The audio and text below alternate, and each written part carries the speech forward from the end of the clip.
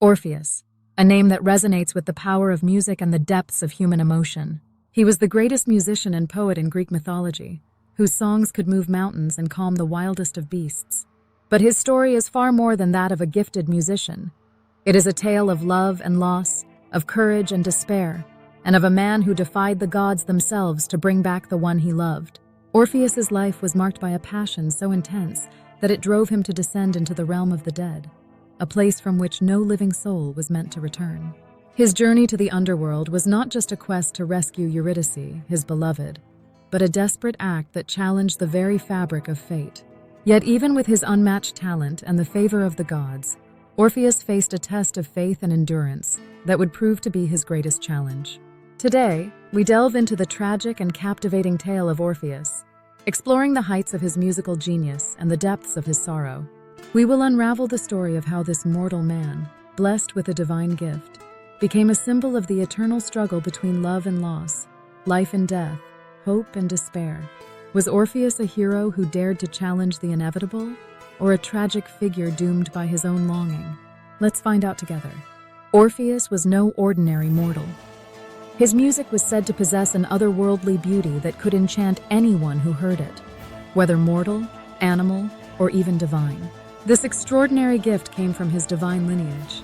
His mother was Calliope, the muse of epic poetry, one of the 9 muses who inspired all forms of art, literature, and science. His father was either King Eurydice of Thrace, a mortal ruler, or, as some myths claim, Apollo himself, the god of music, poetry, and prophecy. With such a heritage, Orpheus was destined from birth to become the greatest musician the world had ever known. From a young age, Orpheus's talent was unmistakable. It is said that when he played the lyre, a gift from Apollo, his music had the power to charm anyone who heard it.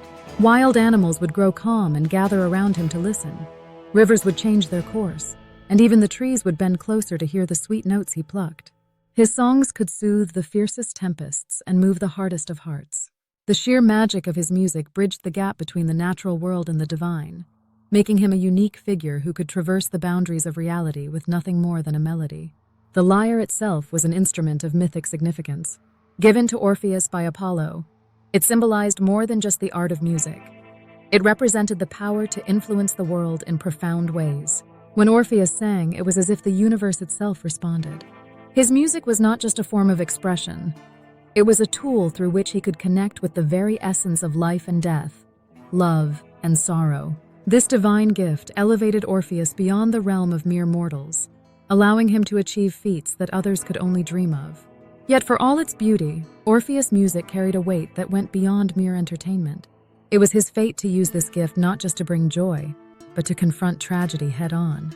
His songs would eventually become a vehicle for his deepest pain, revealing that even the most divine of gifts can be both a blessing and a curse. As we will see, it was the power of his music that would lead him into the darkest of places, the underworld itself, in a desperate attempt to reverse the course of fate.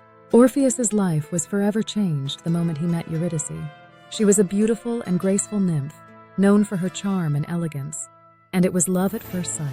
Their bond was deep and instantaneous, a connection that seemed almost predestined, as though the gods themselves had brought them together. Orpheus and Eurydice's love was the kind of love that poets would sing about for centuries, a love that was pure, passionate, and unbreakable. However, the happiness of the couple was short-lived. On the very day of their wedding, tragedy struck. As Eurydice danced in the meadows, she was pursued by Aristaeus, a shepherd who was captivated by her beauty. In her effort to escape him, Eurydice ran through the tall grass, where she accidentally stepped on a venomous snake that bit her ankle.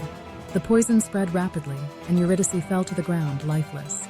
In a matter of moments, Orpheus's joy was transformed into unimaginable grief. Devastated by the loss of his beloved, Orpheus could not accept the finality of death.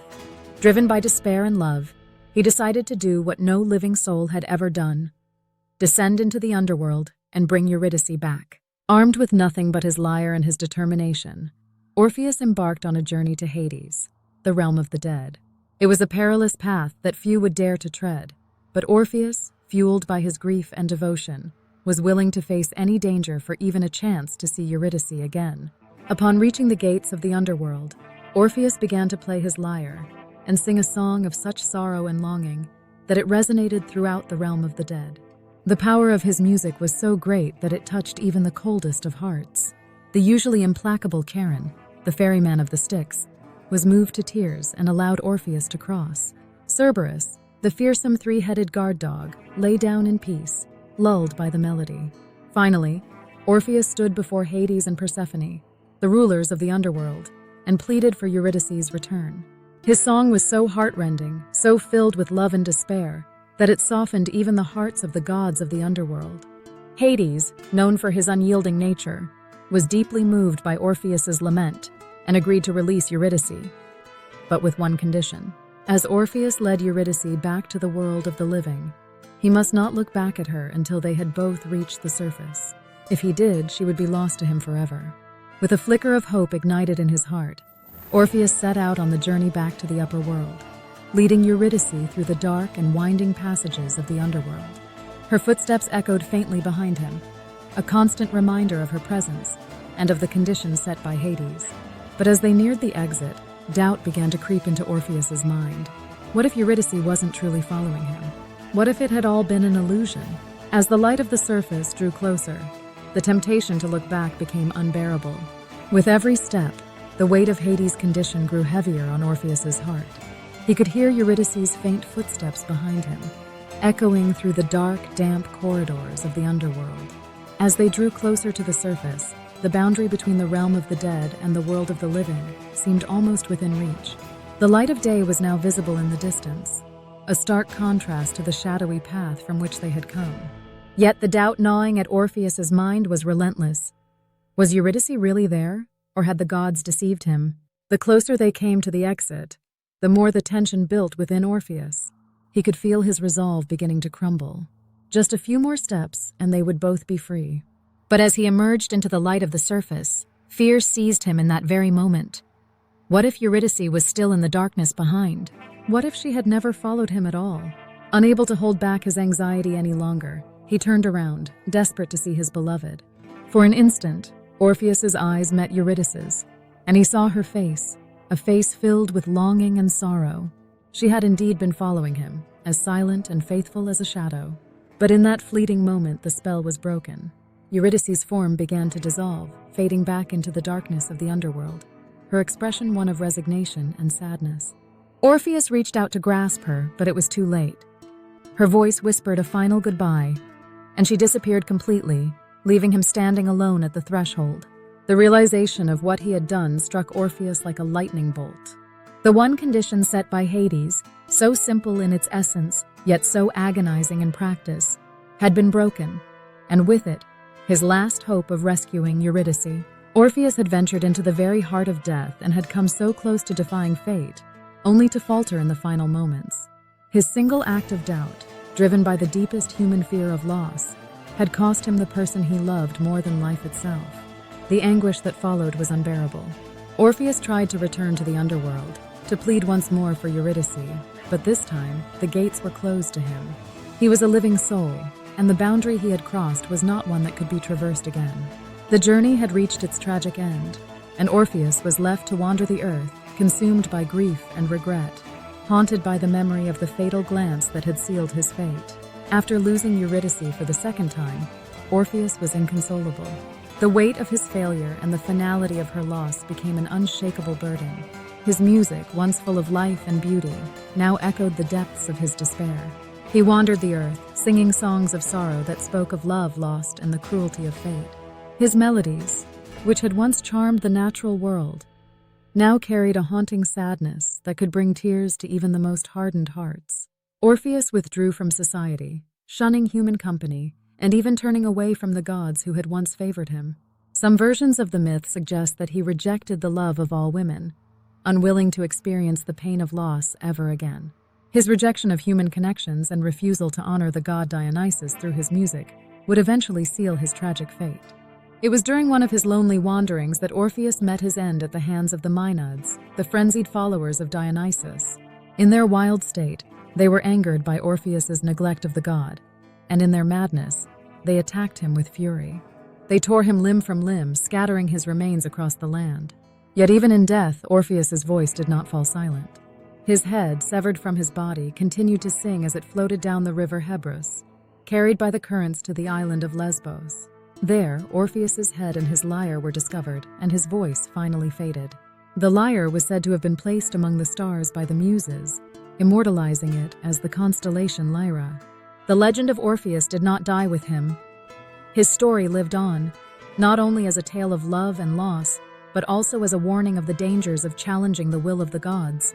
His tragic end became a powerful symbol of the inevitability of fate, even for those who possess the most extraordinary of gifts.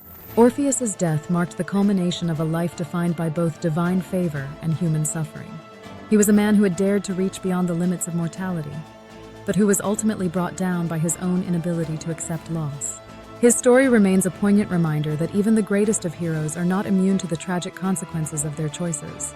The story of Orpheus is one of the most powerful and enduring tales in Greek mythology, a legend that transcends time, touching upon the deepest emotions and struggles of the human experience.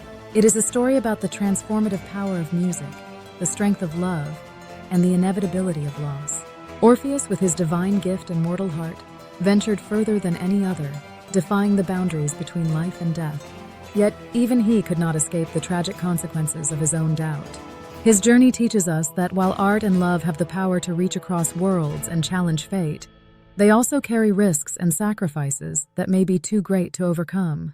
Orpheus's tale reminds us that moments of doubt can have lasting consequences, but it also shows that the beauty of life often lies in the very act of trying, even when the outcome is uncertain.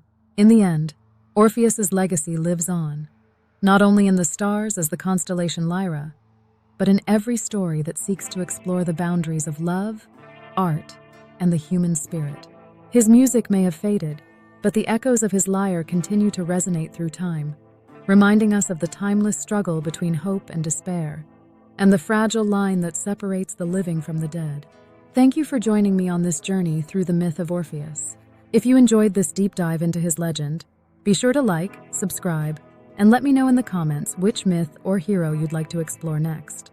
Until next time, remember that even the most tragic stories can carry a beauty that endures forever.